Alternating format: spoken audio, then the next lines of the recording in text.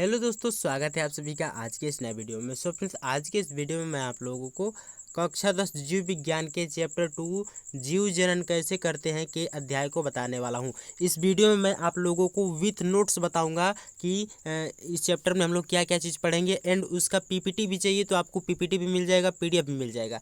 तो सबसे पहले जान लेते हैं कि इस वीडियो में हम लोग क्या क्या चीज़ पढ़ेंगे, मतलब आज के इस टॉपिक में क्या क्या चीज़ डिस्कस करने वाले हैं एंड क्या क्या चीज़ कंप्लीट हो जाएगा। मतलब ये पार्ट 1 मान जाइए, इसके बाद से पार्ट 2 एंड पार्ट 3 हो सके तो आए, एंड उसके बाद से पूरा चैप्टर खत्म हो जाएगा। 15 से 20 मिनट का ये वीडियो रहेगा, एंड उसके बाद से आपका एक एक डाउट जो भी मैं आपको बताऊंगा, एक एक डाउट इसमें से क्लियर हो जाएगा। सबसे पहले हम लोग पढ़ेंगे आज जनन पढ़ेंगे, एंड उसके बाद से जनन के प्रकार, जनन कितने प्रकार के होते हैं, एंड इस पूरे वीडियो में सबसे मोस्ट इंपॉर्टेंट है अलैंगिक जनन। अलैंगिक जनन क्या होता है, इसके कितने प्रकार होते हैं। देखिए, अलैंगिक जनन जो है वो उसके कितने प्रकार होते हैं यहाँ पे दिया गया है। सबसे पहले पढ़ेंगे विखंडन। विखंडन 2 प्रकार का होता है, इसको पढ़ेंगे क्या होता है, द्विविखंडन, बहुविखंडन क्या होता है। उसके बाद से पढ़ेंगे खंडन, फिर मुकुलन, फिर पुनरुद्भवन, एंड उसके बाद से कायिक प्रजनन। उसके बाद से ये चैप्टर आई फील कुछ परसेंट या 30% से ज़्यादा कवर हो जाएगा, एंड उसके बाद से नेक्स्ट वीडियो में लैंगिक जनन, एंड उसके बाद से मानव में जनन। बस उसके बाद से ये चैप्टर पूरा खत्म हो जाएगा। तो ये पार्ट 1 है, पार्ट 2 एंड पार्ट 3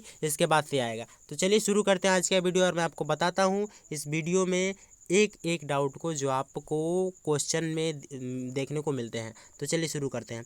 सबसे पहले आ गया जीव जनन कैसे करते हैं। मैंने आपको अभी ऊपर बताया कि ये जितने भी पीपीटी है मैं नोट्स से बनाता हूँ, और ये सभी नोट्स मेरे ही हैं, एंड मेरे इस नोट्स को 1.5 लाख से अधिक लोग फॉलो करते हैं। तो आप लोग इंस्टाग्राम आईडी को भी फॉलो कर लीजिएगा, वहाँ पे आपको फ्री में सभी नोट्स मिल जाते हैं। मैं कोई भी नोट्स बेचता नहीं हूँ, सभी नोट्स फ्री में मिल जाएंगे आपको, ठीक है। तो चलिए शुरू करते हैं। देखिए, सबसे पहले जान लेते हैं कि जनन क्या होता है। मतलब ये चैप्टर का नाम क्या है, जीव जनन कैसे करते हैं, हाउ डू ऑर्गेनिज्म रिप्रोडक्शन, ठीक है। एंड उसके बाद से जनन क्या होता है, मतलब रिप्रोडक्शन क्या होता है, इसको जानिए।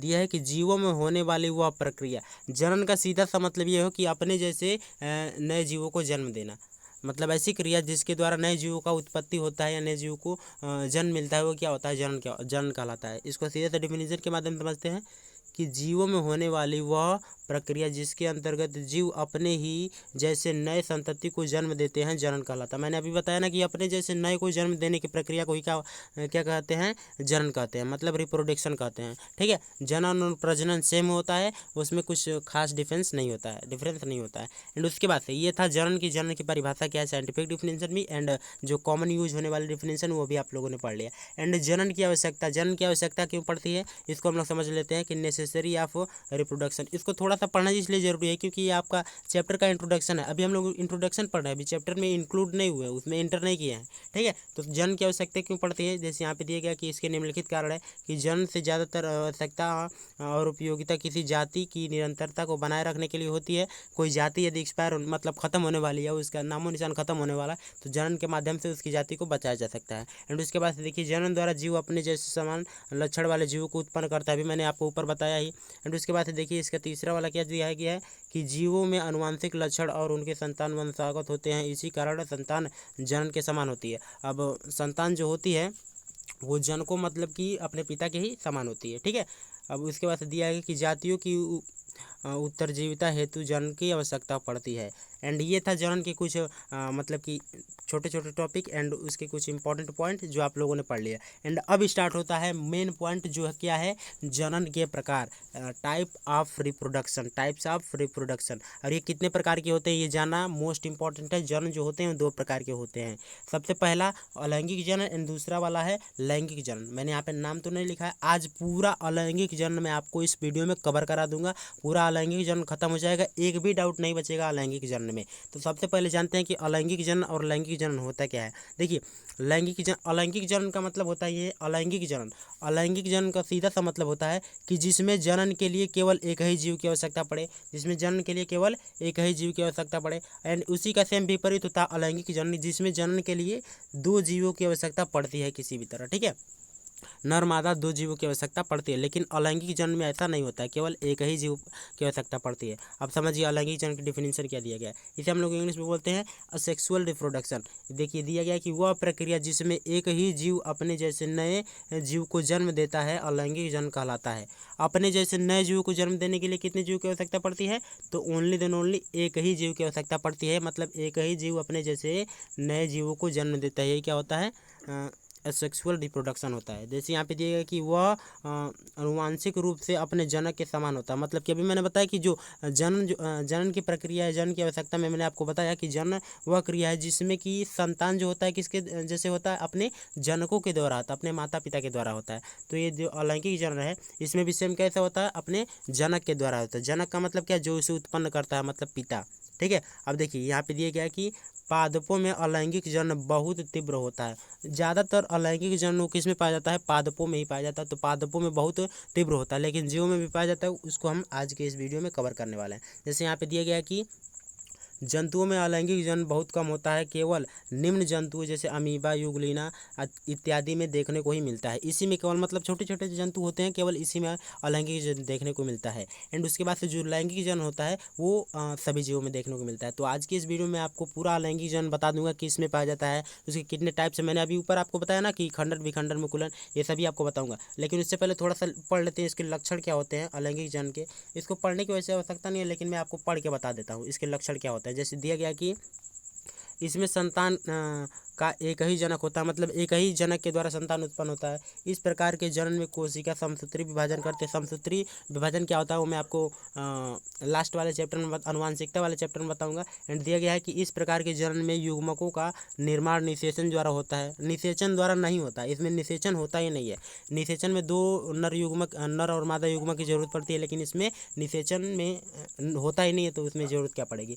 दिया गया कि इसमें नर जीवों का जन्म केवल कायिक कोशिका द्वारा होता है, अतः इसे कायिक प्रजनन भी कहते हैं। अब कायिक प्रजनन क्या होता है इसके वीडियो के लास्ट में मैं आपको बताऊंगा। फिर दिया गया है एक और है कि इस प्रकार के जन्म में उत्पन्न संतति क्लोन या पूर्वज कहलाती है। इस प्रकार के जन्म में जो संतति उत्पन्न होती है उसे पूर्वजक या क्लोन कहते हैं। ठीक है। तो ये था कुछ इंपॉर्टेंट या मोस्ट इंपॉर्टेंट इतने छोटे छोटे पॉइंट किसके थे, अलैंगिक जनन के लक्षण थे। ठीक है। अब समझते हैं हम लोग अलैंगिक जनन के प्रकार, जो इस वीडियो का सबसे मोस्ट इंपॉर्टेंट टॉपिक है, अलैंगिक जनन के प्रकार। अलैंगिक जनन तो समझ गए, जिसमें उत्पत्ति के लिए जन्म नए जीवों को जन्म देने के लिए केवल एक ही जीव की आवश्यकता पड़ती है। लेकिन अब जो इंपॉर्टेंट पॉइंट है वो आपके एग्जाम में हमेशा पूछा जाता है।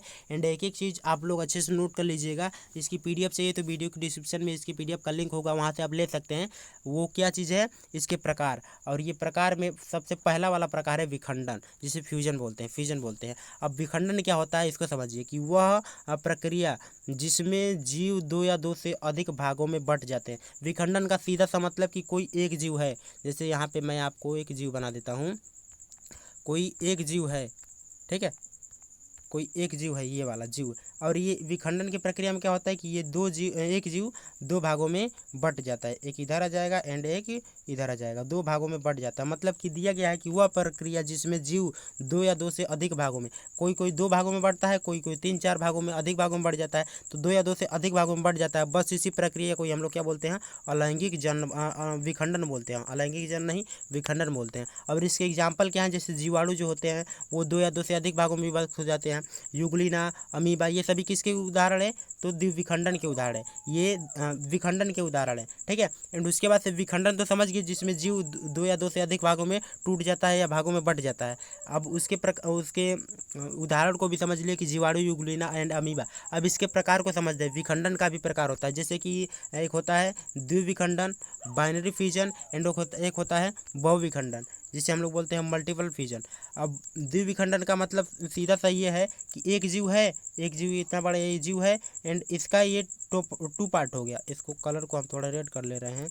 एक जीव है यहाँ पे, ठीक है, एंड इसका कितना पार्ट हो गया, तो एक पार्ट ये हो गया एंड एक पार्ट ये हो गया। तो ये क्या है, सीधा सा है कि द्विविखंडन में जीव कितने भागों में बढ़ते हैं, तो 2 भागों में बढ़ते हैं। एंड बहुविखंडन में क्या होता है, सेम इसी का उल्टा होता है। क्या होता है बहुविखंडन में, तो इसमें जो है जैसे एक जीव है, यहाँ पे एक जीव कोई है एंड ये कितने भागों में बटेगा, 1 2 3 4, ये 4 5 भागों में, अधिक भागों में बढ़ जाए, मतलब 2 से अधिक भागों में बटे, तो उस प्रक्रिया को हम सीधा सा बोलते हैं बहुविखंडन। अब इसको समझिए, जैसे यहाँ पे एग्जाम्पल दिया गया हम लोग को, क्या चीज़ दिया है, पढ़ के मैं आपको बताता हूँ कि जिस प्रक्रिया में केवल कोशिका 2 भागों में विभाजित या 2 भागों में बढ़ जाती है उसे द्विविखंडन बोलते हैं। द्वि का मतलब क्या होता है, 2, और बहु का मतलब ढेर सारे, मतलब इसमें 2 भागों में बटेंगे और उसमें बहुत भागों में बटेंगे। मतलब सीधा समझ लिया आप, द्विविखंडन और बहुविखंडन क्या होता है कि जिसमें केवल 2 भागों में बढ़ते हैं द्विविखंडन कहलाता है, एंड जिसमें 2 से अधिक भागों में बढ़ जाते हैं, 2 से अधिक भागों में बढ़ जाते हैं, विभाजित हो जाते हैं, उसे हम लोग क्या बोलते हैं, बहुविखंडन बोलते हैं। जैसे इसका एग्जाम्पल क्या हो जाएगा,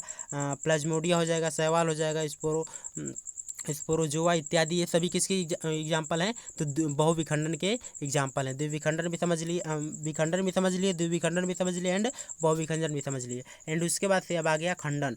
अब खंडन क्या होता है, इस प्रक्रिया को हम लोग समझते हैं। देखिए दिया गया कि वह प्रक्रिया जिसमें बहुकोशिकीय जीव वृद्धि करके 2 या 2 से अधिक भागों में टूट जाते हैं, इसके पश्चात टूटा हुआ भाग वृद्धि करके पुनः जीव बना लेता है। अब इसका सीधा सा मतलब ये समझिए कि जैसे कि ये कोई पौधा है, ठीक है, ये कोई पौधा है, ठीक है, एंड इसका एक भाग ये वृद्धि कर रहा है, कोई एक भाग है इसका, ये वृद्धि कर रहा है। वृद्धि करने के बाद से ये टूट जाएगा, ये वाला जो भाग है ये टूट के अलग हो जाएगा, एंड जब ये टूटेगा तो ये नया पौधा बना लेगा, बड़ा होकर नया पौधा बना लेगा। बस इसे प्रक्रिया को हम लोग खंडन बोलते हैं। जैसे यहाँ पे दिया गया कि वह प्रक्रिया जिसमें बहुकोशिकीय जीव वृद्धि करके 2 या 2 से अधिक भागों में टूट जाते हैं, एंड इसके पश्चात टूटा हुआ भाग वृद्धि करके पूर्ण जीव बना लेता है। बस टूटा हुआ भाग, जो टूटा भाग होता है वही नया जीव बना लेता है। अब इसका एग्जाम्पल क्या चीज़ होता है, यहाँ पे दिया गया है कि राइजोफोरा है, यूलोथ्रिक्स है, फिर हाइड्रा है, स्पाइरोगाइरा है, ठीक है, ये सभी क्या है, किसके एग्जाम्पल है, तो खंडन के उदाहरण है। तो खंडन समझ लिए क्या होता है कि इसमें कोई एक पौधा है या कोई एक पादप है और वो बड़ा होगा, उसका एक भाग कोई टूट गया, तो टूटने के बाद से वो टूटा हुआ भाग भी नया पौधा बना लेगा या नया जीव बना लेगा। बस यही क्या होता है, तो खंडन होता है। एवं उसके बाद समझते हैं मुकुलन, यानी बडिंग। बडिंग क्या होता है, बडिंग को समझिए, ये भी मोस्ट इंपॉर्टेंट टॉपिक है। दिया गया कि वह प्रक्रिया जिसमें जनन कोशिका पर एक उभार बनता है जो मुकुल कहलाता है। जनन कोशिका जो होती है उस पर एक उभार बनता है जो मुकुल कहलाता है। यह मुकुल धीरे धीरे बड़ा हो जाता है और मातृ कोशिका से अलग होकर स्वतंत्र पादप बना लेता है। जैसे कि आप लोगों ने कोई पौधा देखा होगा, जैसे मान लीजिए ये पौधा है और इस पर कोई एक भाग जो होता है वो बड़ा होता है, जैसे ये बड़ा होता जाएगा और बड़ा होने के पश्चात ये पौधे से टूट जाएगा। टूटने के बाद जब ये टूट जाएगा तब ये फिर से विकसित होकर एक पौधा बना लेगा। मतलब कि एक कोई पौधा है, उस पर कोई एक भाग बड़ा होकर टूट जाता है, एंड टूटने के बाद जो टूटा हुआ भाग होता है वो एक नया पौधा बना लेता है। बस इसी प्रक्रिया को, या नया पादप बना लेता है, बस इसी प्रक्रिया को हम लोग क्या बोलते हैं, तो मुकुलन बोलते हैं, अर्थात बडिंग बोलते हैं। जैसे इसके एग्जाम्पल दिया गया, यहाँ पे ईस्ट दिया गया एंड हाइड्रा दिया गया है, ये मोस्ट इंपॉर्टेंट एग्जाम्पल हैं। जैसे यहाँ पे दिया गया है हम लोग को ईस्ट में मुकुलन तथा उसकी एक श्रृंखला, जैसे ईस्ट है ना, तो ईस्ट में मुकुलन दिया गया है, क्या होता है इसको समझ लीजिए। अब देखिए यहाँ पे ईस्ट का केंद्रक है एंड उसके बाद से ये मुकुल है। जैसे ये वाला भाग मैंने आपको बताया, जैसे पूरा ईस्ट है, इसमें एक छोटा सा भाग बढ़ रहा है, बढ़ने के बाद से ये अलग हो जाएगा, अलग होने के बाद से ये नया पादप बना लेगा, बस ये या नया जीव बना लेगा। बस यही क्या होता है, तो मुकुलन होता है, मतलब बडिंग होता है। एंड उसके बाद से अब आ जाइए पुनरुद्भवन। पुनरुद्भवन क्या होता है इसको भी समझिए। देखिए ये क्या होता है इसको समझिए यहाँ पे, कि वह प्रक्रिया जिसमें जंतु का कोई भाग कट कर नए जीव की उत्पत्ति कर लेता है, पुनरुद्भवन या पुनर्जनन कहलाता है। जैसे कोई जंतु है, उसका नया भाग कट जाएगा, मतलब उसको कितना भी काटेंगे वो मरेगा नहीं, जो जितने भागों में काटेंगे वो अलग अलग भाग नया जीव बना लेगा। जैसे एक प्लेनेरिया नामक एक जीव का नाम सुने होंगे। इसकी खास बात यह है कि जब इसको हम लोग काटते हैं, जैसे प्लेनेरिया है, जैसे यहाँ पे ये प्लेनेरिया है ऐसे, एंड इसको हम लोग यहाँ से मान लीजिए काट दिए, तो ये वाला भाग अलग हो जाएगा एंड इसका ये वाला भाग अलग हो जाएगा।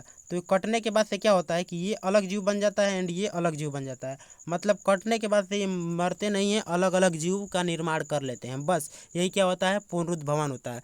पुनरुद्भवन में सीधा सा इसका एग्जाम मतलब कि डिफिनेशन ये है कि कोई जंतु है यदि उसको कहीं से भी काट देते हैं तो कटने के बाद से वो क्या होता है, नए जीवों में बन जाता है। मतलब वो जो भाग काट के अलग करते हैं वो भी अलग जीव बन जाता है, एंड जिससे काट के अलग करते हैं वो भी अलग जीव बन जाता है। बस यही किसका उदाहरण है, किसका डिफिनेशन है, तो पुनरुद्भवन का। जैसे प्लेनेरिया एंड हाइड्रा इसके मोस्ट इंपॉर्टेंट एग्जाम्पल है। यहाँ पे देखिए प्लेनेरिया जैसे दिया गया है, जैसे प्लेनेरिया है एक जीव, ठीक है।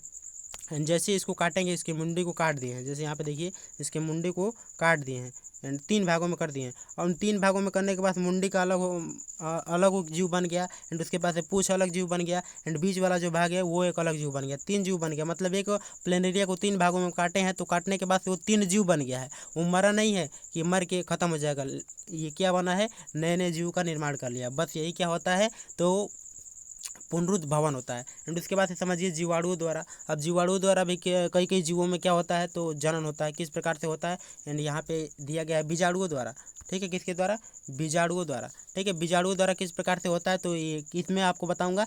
तो इसी के नेक्स्ट पार्ट में आपको लैंगिक जनन में बताऊंगा किस प्रकार से इसमें जनन होता है। जैसे यहाँ पे दिया गया है अलग अलग भाग, तो इसके डायग्राम को छोड़ दीजिए। एंड अब आज आते हैं इसके मोस्ट इंपॉर्टेंट टॉपिक वो क्या है, कायिक प्रजनन या प्रवर्धन। कायिक प्रजनन क्या होता है इसको समझिए। जो मोस्ट इंपॉर्टेंट टॉपिक है लैंगिक जनन का, दिए कि इस प्रक्रिया में पादप का कोई वर्धी भाग, कोई पादप है उसका कोई वर्धी भाग मृत पादप से अलग होकर नए पादप का निर्माण करता है, कायिक प्रजनन कहलाता है।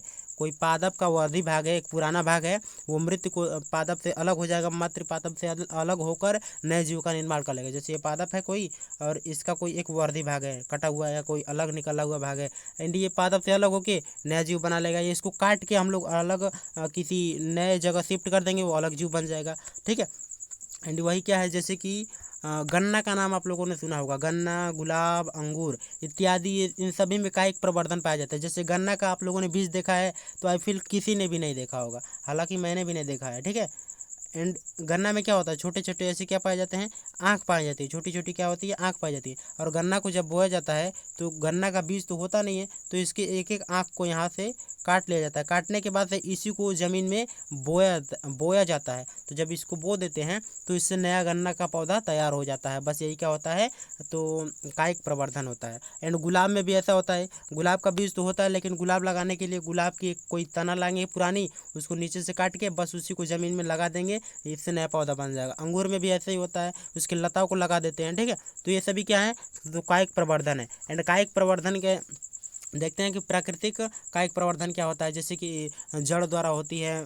जैसे प्राकृतिक में जो कायिक प्रवर्धन होता है, जैसे हम लोग आदमी जो है वो तो पेड़ को काट के उससे कायिक प्रवर्धन कर लेते हैं, लेकिन प्राकृतिक जो है उसमें भी कायिक प्रवर्धन होता है। किस प्रकार से होता है उसको समझिए, कि इस पादप में प्राकृतिक रूप से पादप का कोई भाग मृत पादप से अलग होकर, मातृ पादप से अलग होकर पादप बनाता है, नया पादप बनाता है। अनुकूलन परिस्थिति में संपन्न पाया जाता है, संपन्न होता है। इसे निम्न भागों में बांटा गया। जैसे जड़ द्वारा होता है, ठीक है।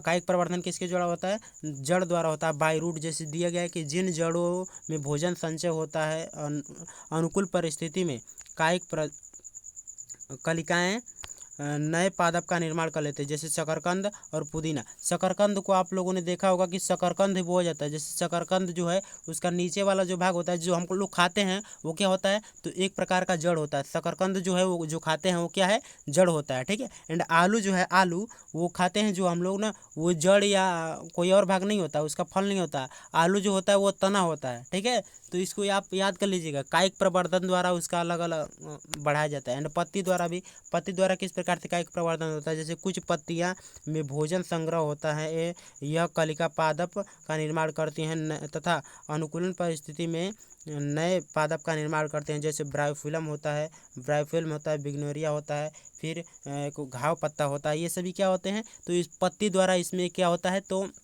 अलैंगिक जनन होता है, समझ गए। एंड उसके बाद से देखिए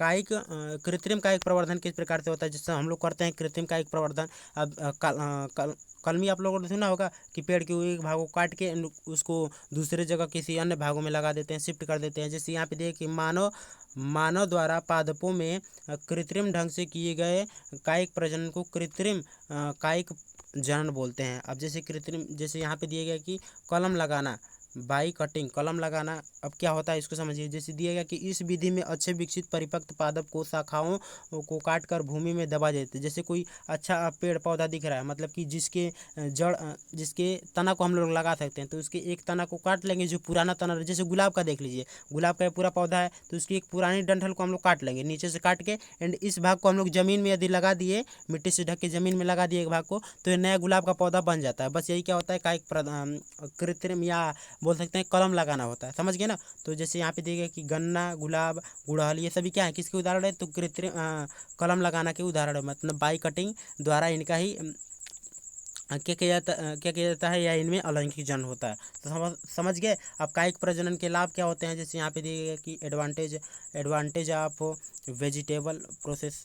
अब जैसे दिया गया कि इस विधि में कम समय में पादपों का विकास होता है, ठीक है, इस विधि में कम समय में पादपों का विकास होता है। इस विधि में उन्नत नए मातृ पौधे समान होते हैं। उन्नत जो प्राप्त पौधे होते हैं वो मातृ पादप के समान होते हैं, मतलब कि जिससे टूट के अलग होते हैं उसी के समान होते हैं। उसके बाद दिया गया कि पादपों में वांछित पीढ़ी दर पीढ़ी बने रहते हैं। पादपों में वांछित लक्षण जो होते हैं वो पीढ़ी दर पीढ़ी बने रहते हैं। एंड उसके बाद से इसकी हानि को देख लीजिए। जैसे हानि में दिया गया कि इस प्रकार के जनन में पादपों में नए गुण विकसित नहीं होते हैं। अब एक ही पौधा से कट कट के बनेगा तो नए गुण कहाँ से विकसित होंगे, बस उसी तरह बनते जाएंगे, ठीक है। एंड उसके बाद से यहाँ पे देखिए कि इस जनन के कारण नई जातियाँ उत्पन्न नहीं होती हैं। नई जाति कहाँ से उत्पन्न होगी, जब एक ही पौधे से काट के हम लोग उसके विकसित करेंगे तो कहाँ से उत्पन्न होगी। एंड उसके बाद से देखिए दिया गया कि कायिक जनन में कुछ पीढ़ियों के बाद पादपों की प्रजनन क्षमता कम हो जाती है, समझ गए। एंड आज का टॉपिक पूरा अलैंगिक जनन खत्म हो गया आपका। अलैंगिक जनन में जितने भी टॉपिक्स थे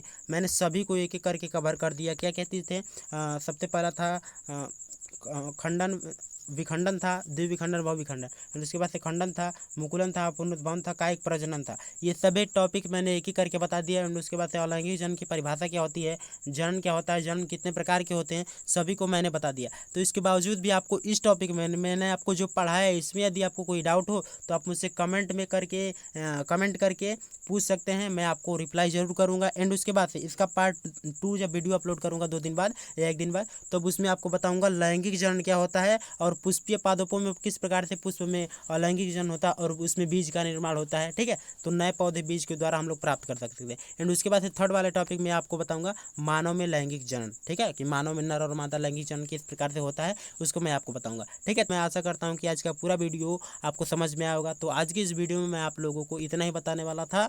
तो आई होप कि ये पूरी वीडियो कंप्लीट हो गई। तो मिलते हैं अगले वीडियो में, तब तक के लिए धन्यवाद। जय हिंद, बाय बाय।